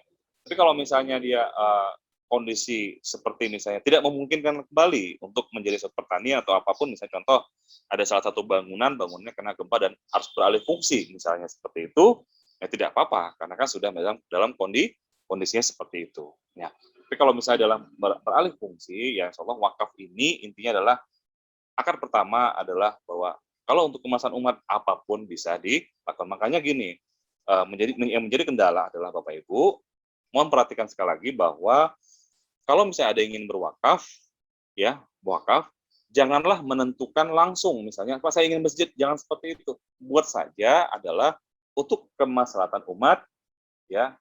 Yang untuk kemaslahatan umat yang dimana bisa dimanfaatkan oleh semua umat, baik itu fasilitas umum dan lain-lain itu boleh, gitu ya. Nah nanti itu yang bisa menjadikan konsen dari wakaf itu sendiri, ya. Intinya adalah dampaknya dulu, ya, bahwa ini adalah jangan dijadikan satu tujuan, tapi itu nanti takutnya berbahaya kan itu tadi. Aduh sudah ada masjid, kok bangun masjid lagi, misalnya gitu ya. Nah ini yang menjadi kebingungan pada nazir yang bingung gitu, pusing bingung nazirnya. Ini mau dibikin apa? Makanya banyak kemungkinan ya banyak tanah yang terbengkalai itu adalah karena ya akadnya tadi hanya bikin masjid, pondok pesantren sehingga itu tidak bisa dieksekusi. Nah, cobalah kalau mau berwakaf ya untuk kemaslahatan umat. Ya. Kalau misalnya dibikin masjid, misalnya ada tower, ya ada tower bangunan, ya bangun masjid di atasnya. Ya. Ada mall gitu ya, bangun masjid di atasnya, itu boleh. Itu cuma menarik seperti itu. Ya, insya Allah mau dijawab ya Pak Bayu. Lagi ya Pak. Oke, ini ada Pak Jafar, kami ditawari mengelola kebun dan empang di Depok dalam bentuk program wakaf. Ya, dimanfaatkan saja Pak. Misalnya pengelola kebunnya apa nih? Ya, kebunnya pisang misalnya ya. Pisang tadi bisa dijual, kemudian ada keuntungan ya. Keuntungan tadi harus disalurkan kemana, gitu ya? Harus jelas, gitu kan? Nah, peruntukan untuk apa? Ya ini. Artinya ini menarik sekali nih. Ini kan pengelola kebun berarti ini menjadi produktif. Produktifnya berarti ada hasilnya, gitu ya. Dan empang di Depok, gitu ya. Ada menghasilkan program misalnya empangnya, misalnya bikin ternak ikan misalnya, gitu ya. Nah ini yang menjadi menarik, ya. Kita bikin atau kolam pemancingan atau mungkin itu kolam untuk menghasilkan produktif hasil ikan, ya, lele, nila atau lain-lainnya. Ini keren Pak. Ya. Mungkin Pak Jafar bisa open mic, mungkin kalau mau langsung bertanya, ini program menarik dari Pak Jafar. Silakan Pak Jafar. Iya, Assalamualaikum warahmatullahi wabarakatuh. Waalaikumsalam warahmatullahi wabarakatuh Pak. Sebenarnya gitu Pak, jadi cuman terus terang seperti tadi agak karena kan ada pemilik lahan, terus ada petani pengelola gitu kan. Yang kami bingung terus terang memulainya seperti apa yang tadi itu supaya jelas gitu loh di awal untuk semua gitu. Jadi di situ sebenarnya ada 3 titik. Saya udah survei titik pertama itu ada 1 hektar, terus sekitar jarak berapa ratus meter tuh, terus ada tanah kedua dan tanah ketiga gitu. Iya. Cuman ini masih sangat awal ya. Jadi di situ sebenarnya udah ada tanaman jambu kristal sama pisang gitu kan. Ya. Terus konsepnya muncul itu dalam bentuk 3 unit bisnis sebenarnya. Yang pertama di atas lahan itu kita mau adakan kegiatan kayak semacam pertanian gitu. Yang kedua kayak tourism gitu loh. Jadi kayak ada tempat untuk orang-orang datang gitu. Jadi dalam bentuk wisata dan edukasi. Sebenarnya yang terpikir seperti itu gitu. Cuma kan sebelum sampai ke sana itu kan harus jelas gitu loh, mungkin dari awal gitu ya, mau seperti apa model kerjasamanya, bagi-baginya, karena bagaimanapun kan sebenarnya tanah wakaf gitu ya. Iya betul Pak. Ya, kayak gitu. Mungkin untuk diskusi lebih lanjut nanti minta tolong kali Pak, minta kontaknya sama boleh Pak Dian bisa. gitu. Iya, nanti bisa. Karena kami sharing. terus terang masih zero knowledge gitu loh di situ Pak. Ya. Ya, sebenarnya memang di sini juga banyak beberapa komunitas juga memanfaatkan tanah wakaf, bisa jadi bisa bikin pasar gitu kan Pak, ada pasar umat misalnya gitu, itu boleh gitu kan. Artinya memang dari awal memang pada saat itu akad di tanah itu apa dulu nih di awal, misalkan kalau misalnya untuk produktif atau tadi kemaslahatan umat bebas gitu kan, artinya untuk masyarakat di sekitar ya keuntungannya misalnya atau sedekahkan di masyarakat sekitar, memperkerjakan juga di masyarakat sekitar, ini kan dampaknya benar-benar luar biasa gitu kan, artinya memang memberdayakan umat yang ada di sekitar. Kalau saya sendiri personal terus terang saya fokus di marketingnya, karena saya fokus saya di IT-nya gitu kan. Jadi termasuk mencarikan pendanaan dengan model crowdfunding, terus ya itu yang bisa kita secure sebenarnya adalah marketnya. Nah, saya selalu memulai sesuatu itu dari marketnya terus terang. Kalau ya dari situ. Itu kalau misalnya dibikin gini Pak, kalau misalnya ada misalnya wakif ya, punya dana lebih misalnya daripada dia dideposito di bank gitu ya, 1 miliar, misalnya dia wakafkan aja 1 miliar ke lembaga tersebut, misalnya lembaga Bapak misalnya apa gitu ya, lembaga tersebut diwakafkan 1 miliar, kemudian nanti akan keluar dana yang namanya kita ada program wakaf wakaf berjangka ya, wakaf berjangka yang 5 tahun ya, namanya hadiah dari Wadiah, nanti akan dikeluarkan oleh bank syariahnya ya, LKSPWU-nya itu kurang lebih hampir 300 juta. Nah 300 juta tadi untuk memanfaatkan program yang sudah Bapak buat gitu. Ini keren sekali kalau misalnya dibikin program seperti ini. Pak Jafar di lokasi wakafnya Pak Jafar ya. Iya Pak. Terima kasih. Baru kita survei minggu baru hari Senin kemarin. Senin kemarin ya. Pak, mudah-mudahan acara ini nanti Pak Jafar saya kasih nomor Pak Ustadz ya, untuk sama-sama insya Allah kita laksanakan, karena tanahnya udah ada Pak Jafar ya. Oke, terima kasih Pak Jafar. Mungkin mudah-mudahan silaturahmi kita berlanjut ya. Ini ada yang sudah resen, silakan Ibu Erni, sudah saya open mic. Ya, silakan. Saya Ibu Erni. Ya. Selamat pagi, Assalamualaikum warahmatullahi wabarakatuh. Waalaikumsalam Ibu. Ya, Pak Yusri Ahyar, saya juga ada kesempatan punya tanah keluarga yang cukup besar di Cilengsi. Cuman permasalahannya ada perbedaan pendapat begini. Dari keluarga saya tuh inginnya kita bentuk yayasan dulu, keluarga kami gitu. Terus kita wakafkan. Ya. Nah, saya baru dengar tadi bahwa bisa untuk kemaslahatan umat lebih baik ya Pak. Ya, betul Bu. Bisa tidak hanya untuk kita bikin pesantren atau apa karena bisa berkembang begitu. Nah, Ya. permasalahannya juga yang kedua, pengelolanya itu nggak ada. Apakah Pak Yusri Ahyar bisa membantu untuk kita berikan aja ke Pak Yusri Ahyar untuk mengelola gitu? Ya. Ini kan maksudnya? Ya, betul Bu. Jadi misalnya gini, kalau kita memang kalau dari YAI kan lebih ke arah memang literasi edukasinya Bu. Tapi kita bisa juga misalnya mengarahkan misalnya kepada program nazir yang menarik misalnya gitu Bu. Tadi misalnya gini, Ibu misalnya tadi mau bikin apa namanya tadi? Pondok Bu ya. Iya, pondok. Tadinya mau bikin pondok pesantren aja, tahfiz Quran. Tapi kalau memang boleh wakaf produktif, kenapa nggak bisa kombinasi? Kan bisa kombinasi kan? Jadi itu santri bisa mengelola sendiri kebutuhannya. Jadi nggak terlalu minta kepada pihak ketiga. Jadi dia bisa mengelola, bisa empang, bisa bikin buah-buahan, atau kambing atau sapi kita beliin, dia ngelola, dia yang jual gitu kan. Jadi wakaf produktifnya berjalan, santrinya untuk pelajarannya juga berjalan. Nah, tapi kita terbentur dengan pengelolaannya. Ya. Kalau dana sih mungkin udah ada, cuman pengelolaannya suka maklum ya Pak ya, namanya juga keluarga. Nanti orangnya gimana yang ngurusnya? Dan itu kan seterusnya kan, wakaf itu tidak bisa kita cabut lagi kan?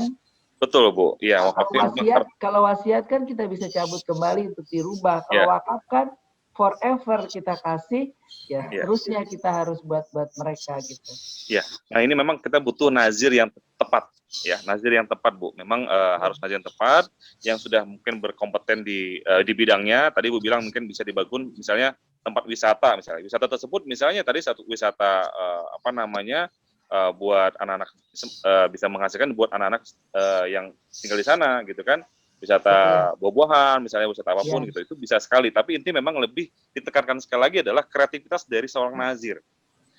Ketika seorang nazir ini memang harus diuji di situ, ya diuji. Kemudian ini sebenarnya makanya karena kita bilang kenapa wakaf ini begitu luas, gitu, begitu luas sekali gitu, dampaknya luar biasa. Tapi kalau hotel kayaknya masih agak ragu karena takut digunakan karena hasil profitnya. Kalau Bapak tadi terangin hotel sama mall segala macam, hasil profitnya bisa disedekahkan kan Pak? Iya. Untuk sewa-sewa tenannya, betul. Bisa sewa-sewakan ya. Nah, itu lain lagi nanti. Tapi ini yang lebih menjurus, kalau saya bisa kasih tahu itu tanahnya sih di Cilengsi. Kalau Bapak bisa berkoordinasi dengan Bapak Najir yang kompeten, yang bisa namanya juga berkeluarga, jadi kita harus yakin gitu memberikannya. Boleh Bu. Coba nanti kita juga kan ada data-data nazir di daerah gitu Bu ya. Tapi memang harus yang aktif, sama yang aktif, kemudian yang pernah menjalankan atau pernah sudah berhasil menjadikan produktif. Nah ini yang menjadi penting gitu. Contohnya memang yang sudah saat ini, contoh Ibu ya, bukan promosi tapi rumah zakat contohnya, dia punya sekolah gratis. Nah, sekolah gratis. Nah, ini juga dia sudah pernah berhasil bikin di Jogja. Nah, itu ada sekolah gratis, kemudian ada untuk UMKM juga gitu. Nah, itu yang sudah pernah berjalan seperti itu. Nah, itu juga salah satu contoh seperti itu. Ya, Bu. Ya, makasih Pak. Tambah satu lagi Pak, boleh? Ya. Bapak tadi di situ waktu per awal ada tulisan Duta Wakaf Institute. Ya. Duta Wakaf Institute itu sekolah atau bagaimana?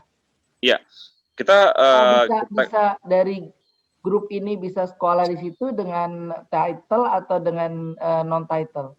Iya, Jadi sertifikasi ada apa namanya Duta Institut itu adalah tempat kita bagaimana menciptakan, ya Bu ya, menciptakan para namanya ada wakaf racer, kemudian ada biro wakaf. Jadi siapapun, makanya kita pernah ada launching waktu itu kemarin itu di apa namanya ikonnya ada Ibu Nini Karlina ya sebagai Bunda Wakaf. Bunda Wakaf. Jadi Bunda Wakaf juga boleh melakukan syiar wakafnya. Jadi udah dapat syiar wakafnya, kemudian mengajak orang untuk pada kebaikan, untuk berwakaf. Misalnya Ibu punya pondok yayasan misalnya gitu ya, bentuk yayasan dulu. Nah, wakafnya kemana? Ke yayasan ini. Buat apa? Oh, buat untuk rumah tahfiz yang berbasiskan misalnya wisata religi misalnya gitu. Nah, ini bisa Bu, seperti itu Bu. Ya. Terima kasih. Nanti lebih lanjut boleh call ya Pak? Boleh Bu. Insyaallah. Boleh Bu. Boleh. Alhamdulillah. Terima kasih Pak Fadian. Terima kasih Bu. Ini langsung di beberapa japri di WA saya. Alhamdulillah Pak Yusri, kami keluarga punya tanah hampir 11 hektar. Nah, kami masih mikir-mikir. Jadi insya Allah kajian ini kita kumpulkan, menemukan titik temu. Alhamdulillah ada yang punya harta, ada yang punya ilmu. Nah tadi presentasi Bapak di tengah-tengahnya gitu. Memang menjadi satu hal yang positif. Insya Allah kajian-kajian ini akan memberikan berkah untuk teman-teman semua. Ini tadi di layar ini udah banyak bertanya, bisa menghubungi kami sebagai pejuang subuh Pondok Indah, atau mungkin tadi ada nomor telepon yang bisa di-share Pak ya? Nomor ini ya? Iya, boleh saya share saja Pak ya. Oh ini, betul nomornya ini ya?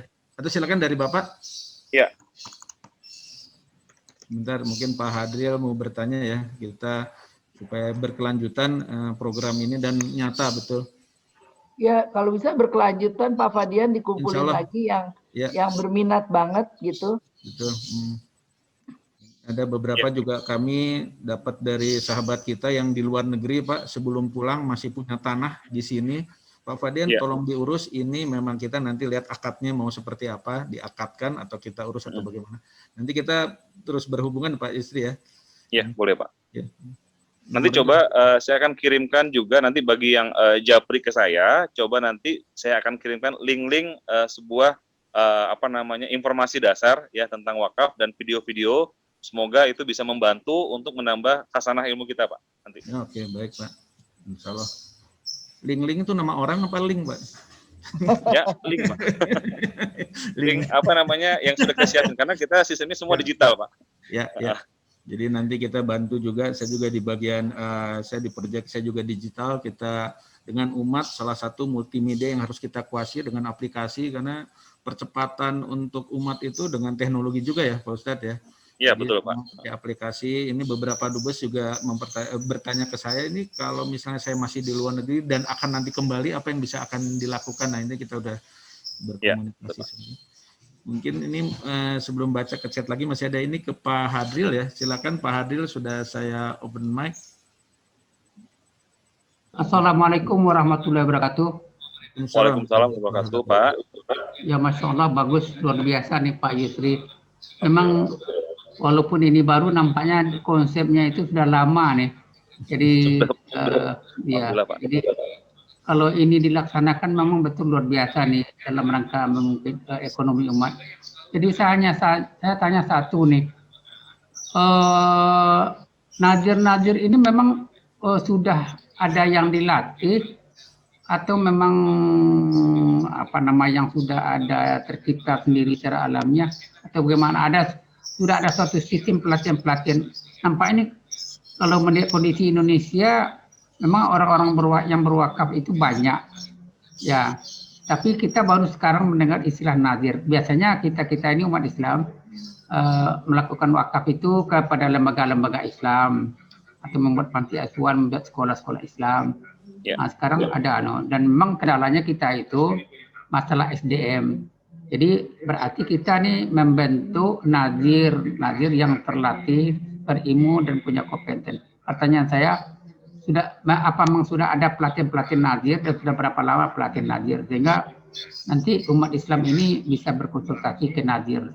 Ya, terima kasih banyak. Jadi kalau khairan. Ya, terima kasih banyak Pak Hadril. Ya. Baik, begini Pak. Pertama adalah nazir itu sudah, misalnya gini, lembaga yang berlegal atau berbadan hukum Contohnya kalau wakaf uang ya Pak ya, kalau wakaf uang ini memang ada khusus memang perizinan dari Badan Wakaf Indonesia sebagai otoritas perwakafan Pak. Nah, jadi nanti BWI ini, Badan Wakaf Indonesia ini, dia tuh mengeluarkan izin nomor registrasi yang sudah yang sudah dikeluarkan oleh BWI. Nah, jadi nazir-nazir ini terbentuk adalah kepada lembaga yang sudah berjalan, Pak. Makanya mereka ini, BWI ini melihat bahwa mereka akan mengeluarkan atau mengeluarkan izin tersebut kalau lembaga tersebut sudah berjalan selama 3 tahun ke bidang yang sudah seperti kayak pengelolaan dana gitu ya, program-program misalnya program-program sosialnya apa, planning project-nya apa. Nah, dari situlah mereka melihat bahwa kompetensi dari nazir tersebut bisa dikeluarkan izin-izinnya. Begitu, Pak. Nah, kalau untuk pelatihan-pelatihan khusus buat para nazir adalah memang mereka-mereka yang harus berkompetensi, memang betul Pak. Tapi memang tidak semua juga yang belum bisa merata mendapatkan pelatihan-pelatihan tersebut, kecuali yang besar-besar ya saat ini ya itu yang sudah besar ya, sudah yang memiliki sampai dengan memiliki iklan-iklan yang di mana-mana sehingga mereka lebih eksis atau lebih berpengalaman untuk di bidangnya. Makanya memang untuk saat ini BWI akan mengeluarkan izin atau registrasi yang sudah memiliki kompetensi dan berpengalaman selama 3 tahun minimal 3 tahun. Nah, itu yang akan membuat melihat bahwa nazir ini berpotensi nggak sih, kemudian memiliki kekuatan nggak sih dalam bentuk funding ataupun menjalankan program-program sosialnya. Begitu Pak, kira-kira Pak. Oke, terima kasih. Jadi memang ada istilah lama yang baru kita tahu ya, nazir ya, betul itu. Bisa kita pelajari itu sebagai tapi profesi. Nazirnya nazir wakaf uang Pak. Nazir wakaf uang sama nazir tanah beda ya. Nazir wakaf tanah beda. Oke, baik. Oke, mungkin ada yang mau bertanya lagi? Dari chatroom masih ada yang bisa dibaca Pak ya? Ibu Yulinar Ismail, tadi udah dibacakan belum ya? Ini mungkin saya bacakan aja nih komentar dari beliau. Assalamualaikum Pak Ustadz, saat ini saya rasa kurangnya sosialisasi tentang wakaf ini, sehingga pemahaman masyarakat wakaf ini sama saja dengan infak, padahal jauh berbeda. Saran saya kalau bisa mohon sosialisasinya lebih digencarkan lagi ke masyarakat karena potensinya cukup besar. Ya. Jadi ini Bu Yulina. Alhamdulillah Pak. Ya, silakan Pak. Ya. Assalamualaikum, waalaikumsalam. Ya, tadi benar Pak ya. Tadi bahwa sosialisasi memang tentang wakaf ini, pemahaman wakaf ini memang sangat kurang. Tapi memang kita pergerakannya atau mungkin sosialisasinya sudah melakukan yang namanya kita ada ngopi luwak Pak. Ngopi luwak ini adalah ngobrol filantropi wakaf uang. Dan ini memang sudah kita viralkan ya, baik itu di Instagram, Facebook dan lain-lain, bahwa kita bagaimana pengen ngobrol asik tentang wakaf. Jadi wakaf itu tidak suatu hal yang berat. Karena selama ini memang masyarakat lebih melihat bahwa ini hal yang yang berat gitu Pak. Kalau ngomongin wakaf ini berat gitu loh kan, tapi sebenarnya bagaimana kita ngobrolnya ringan, tapi itu kena, masuk gitu. Nah ini yang mungkin Pak Yulin, bahwa sosialisasi ini memang harus gencar di masyarakat gitu ya. Karena memang kita ciptakan yang nama tadi ada Ibu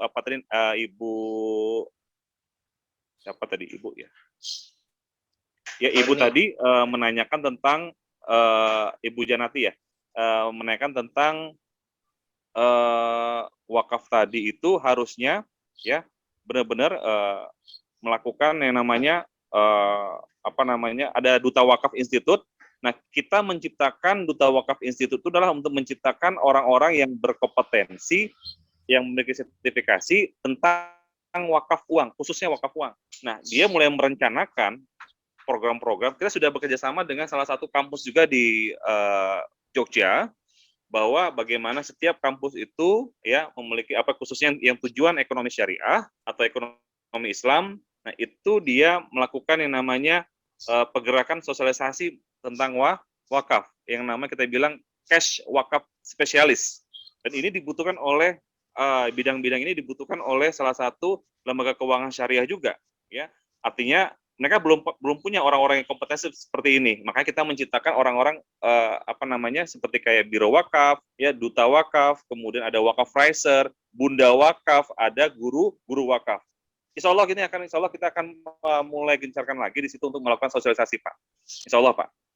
Alhamdulillah, siap. Jadi tadi yang bertanya menyatakan selagus mau pelaksana mensosialisasikan ya. Jadi sekarang yang ikut sini di benaknya adalah wakaf itu mudah dan bisa dilaksanakan. Oke. Ini di chat, maaf tadi terlewat dari Pak Edwin Supardi. Oh ya, Pak Edwin ya. Ya. Assalamualaikum ya. Izin bertanya, bagaimana jika pengelolaan wakaf uang dikomersialkan ini suatu ketika didapatkan merugikan sehingga tidak bisa salurkan manfaat kepada wakaf alih. Terima kasih. Baik. Nah, ini yang kemarin kita sudah pernah sampaikan juga bahwa yang pertama wakaf uang yang kemarin itu kita bisa bilang gini, ada wakaf uang berjangka 1 miliar, ya. Walaupun misalnya wakaf yang secara komersial ini merugi, contoh gini, kita bangun usaha misalnya wakaf mart, ya. Jadi saya bilang tadi ada program wakaf berjangka 1M, ya. Nanti Bank Syariah akan mengeluarkan 300 juta, ya. 300 juta tadi untuk membangun usahanya. Wakaf uangnya tetap nggak 1M, tetap, ya. Nah, jika usaha ini bangkrut atau misalnya merugikan, misalnya gitu, wakaf uang yang 1M tadi itu tetap kembali ke wakifnya. Jadi sebenarnya nggak ada yang merugikan gitu. Nah, yang menarik lagi adalah jika usaha bisnis ini dari hasil wakaf tadi ini menghasilkan profit dan berkembang, ya, nah justru malah ini akan lebih menghasilkan dan memiliki aset umat yang bertambah. Nah, kalau misalnya rugi gimana? Ya nggak apa-apa, wakaf uang utuh ini dikembalikan lagi ke wakif setelah 5 tahun. Ini menarik, Pak, wakaf. Begitu, Pak. Oke, baik. Ini masih ada dari Pak Arya Sumali ya. Pak Arya Sumali, Pak ya. Ya. Saya bacakan ya. Ya, silakan, Pak. Assalamualaikum Pak Ustadz. Jika kami memiliki tanah dengan surat masih PPJB, belum AJB dan SHM, di dalam kompleks pengembangan di daerah Cilengsi.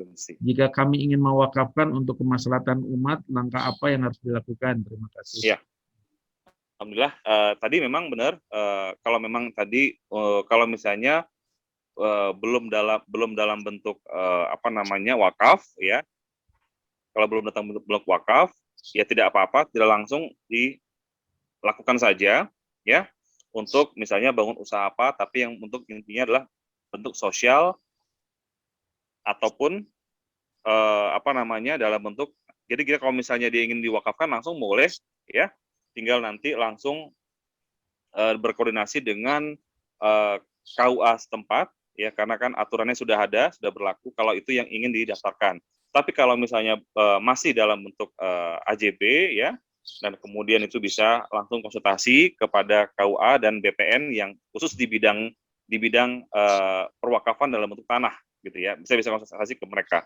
Dan untuk misalnya intinya kalau memang kita ada tanah lahan dan mungkin itu kosong dan tidak termanfaatkan, ya boleh saja. Artinya misalnya contoh ya Pak ya, kantor kami dulu belum punya, ya, alhamdulillah ada teman kemudian dibilang tanah ini kosong nggak ada yang pakai aja. Nah, boleh kita gunakan ternyata selama 2 tahun untuk kantor operasional kita. Dan selama 2 tahun itulah namanya hak sewa. Ya, hak wakaf itu adalah hak sewa. Jadi wakaf itu boleh dalam bentuk hak sewa juga. Selama 2 tahun kita gunakan tanpa menggunakan keluar apapun, itu bisa. Nah, jadi itu tanahnya kebetulan memang tidak dipakai, maka kita pakai 2 tahun, alhamdulillah sudah lewat dan alhamdulillah kita sudah mendapatkan tempat yang baru. Itu boleh, Pak.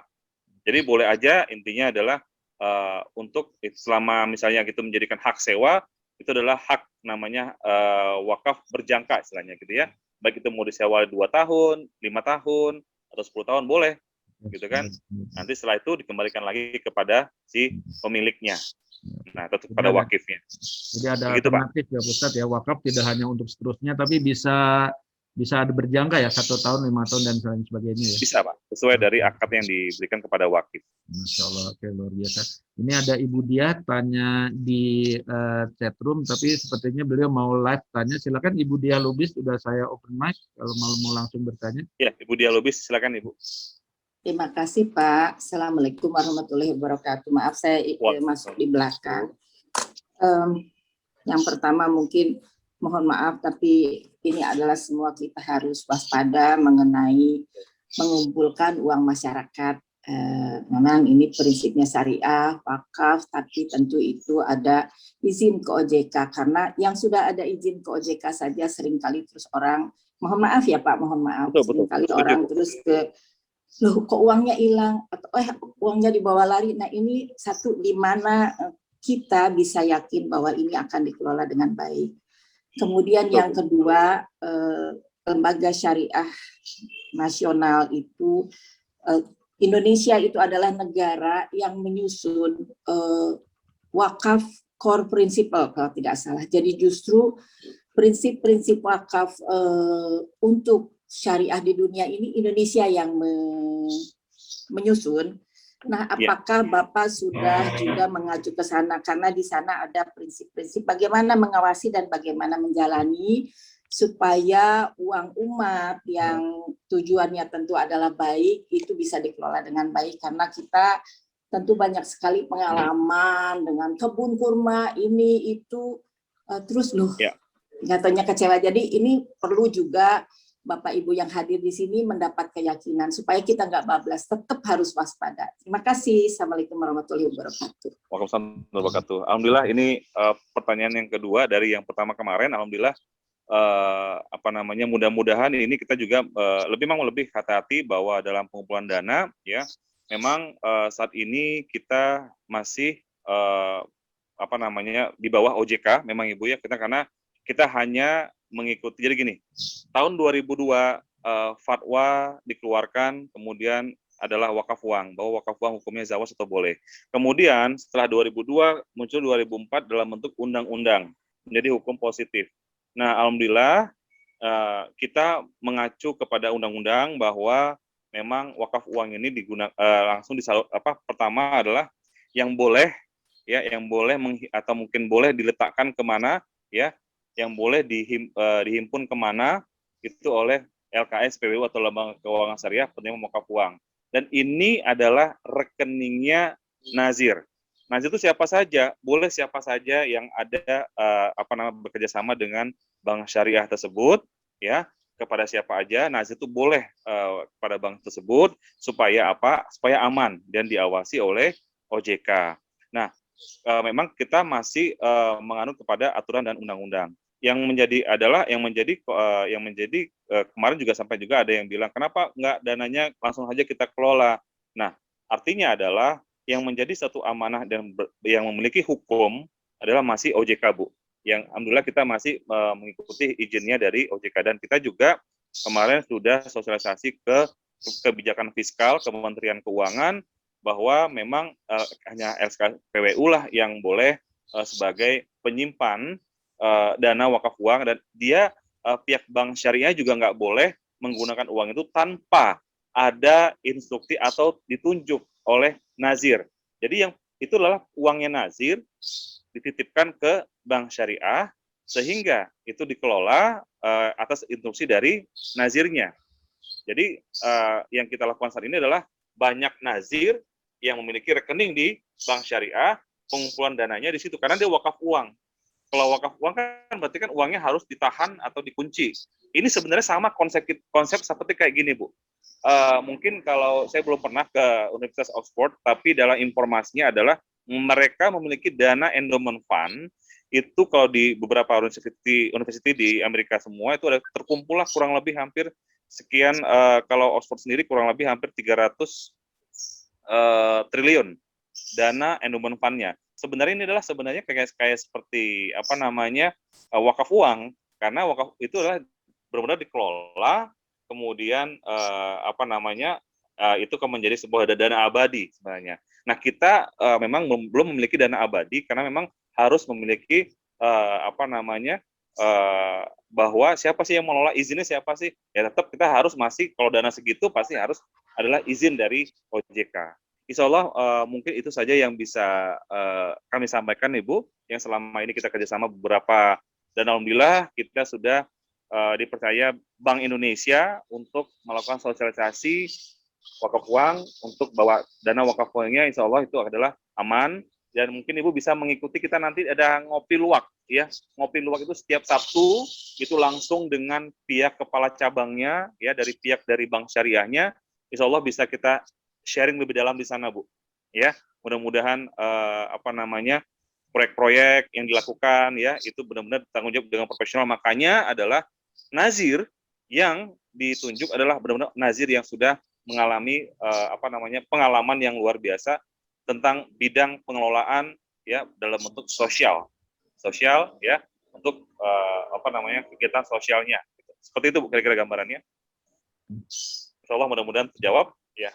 Mohon maaf jika belum maksimal ya. Oke, terima kasih Pak Ustadz. Ini sudah resen sahabat kita Pak Sony, ini juga pejuang wakaf yang kami kenal baik dengan beliau. Ya bertanya tadi bertanya di chat. Silakan Pak Sony kalau mau memberikan komentar, masukan atau pertanyaan. Ya. Baik, terima kasih Mas Bro Fadian Paham. Assalamualaikum warahmatullahi wabarakatuh. Pak Ustadz Yusri Ahyar, perkenalkan saya Sony.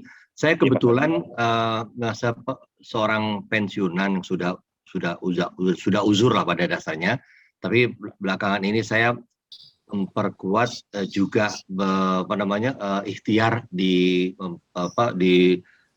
Allianz, asuransi Allianz, mungkin Bapak pernah dengar ya. Nah, kebetulan dalam Pak Aswin ya. Ya, beberapa teman di situlah. Jadi memang saya juga sempat ngobrol dengan Pak Fadian, kami bergerak dalam bidang kuantum wakaf dalam hal ini, ya kan? Ya. Dan jadi basicnya adalah untuk syariahnya. Nah, memang yang kita tahu selama ini kan kesan daripada wakaf itu kan sesuatu hal yang besar gitu ya, tanah sekian hektar, uang sekian miliar, bla bla bla bla. Nah kalau kami dari Allianz Kuantum Wakaf ini justru mengajak orang, umat untuk yuk kita berwakaf untuk amal jariah kita di saat kita nanti sudah dipanggil oleh Yang Kuasa, tapi dengan suatu hal yang tidak semata-mata besar. Besar pun juga bisa, dalam artian bisa dicicil dan segala macam gitu loh. Nah, dan itu bisa dipertanggungjawabkan karena basicnya adalah tadi dananya adalah dana tabaru.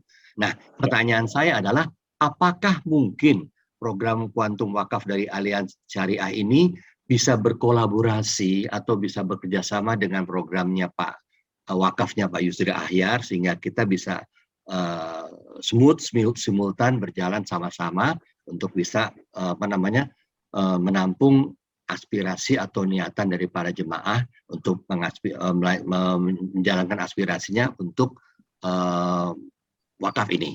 Itu Pak. Terima kasih banyak Pak. Assalamualaikum warahmatullahi wabarakatuh. Assalamualaikum warahmatullahi wabarakatuh. Alhamdulillah, makasih Pak. Alhamdulillah. Ya, boleh saja Pak, berkolaborasi. Insya Allah apa yang kita lakukan ini adalah sebenarnya kita hanya mengikuti aturan undang-undang saja Pak.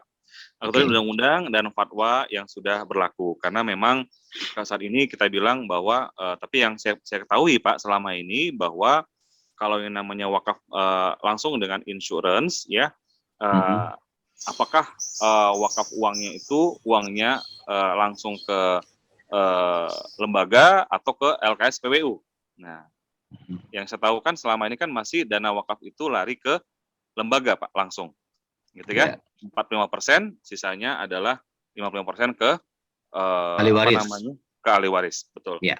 Nah, yang kalau kita lakukan dengan saat ini adalah kita ke LKS PWU Pak. Jadi dana itu langsung lari ke rekening nazir, tapi yang ada di LKS PWU.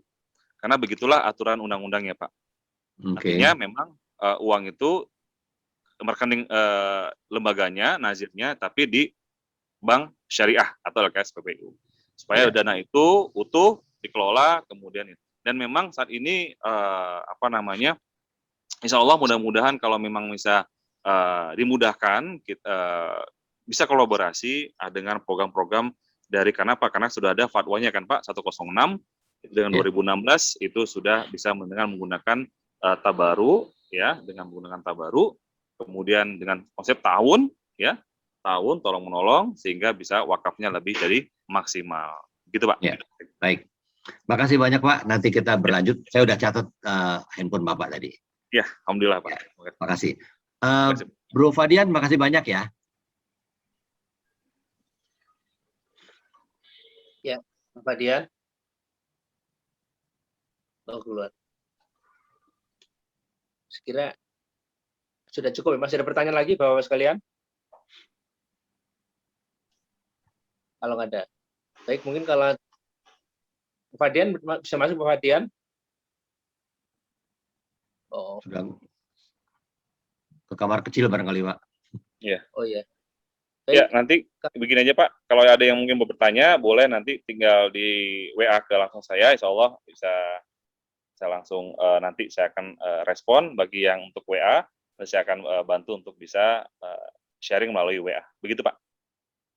Bisa juga ke admin Pejuang Subuh. Yang Pejuang Subuh boleh. Ya, boleh. Mungkin karena Pak Fadian ini mungkin sudah cukup ya Pak Yusri, karena sudah jam 7 masih. Betul Pak, alhamdulillah. Nggak terasa Pak kalau untuk bahas wakaf. Oh, ini. Oke, kalau gitu mungkin baiklah itu Bapak sekalian. Mungkin bisa ditutup dengan doa mungkin Pak ya, Pak Yusri ya. Ya, kita tutup dengan doa kotor masjid, bahwa Bismillahirrahmanirrahim, subhanakallahumma wa bihamdika asyhadu alla ilaha illa anta astaghfiruka wa atubu ilaik. Semoga kita akan mendapatkan rahmat dan amal dan ibadah dari Allah Subhanahu wa taala. Amin ya Allah. Amin. Ya. Baik. Baik Bapak Ibu sekalian.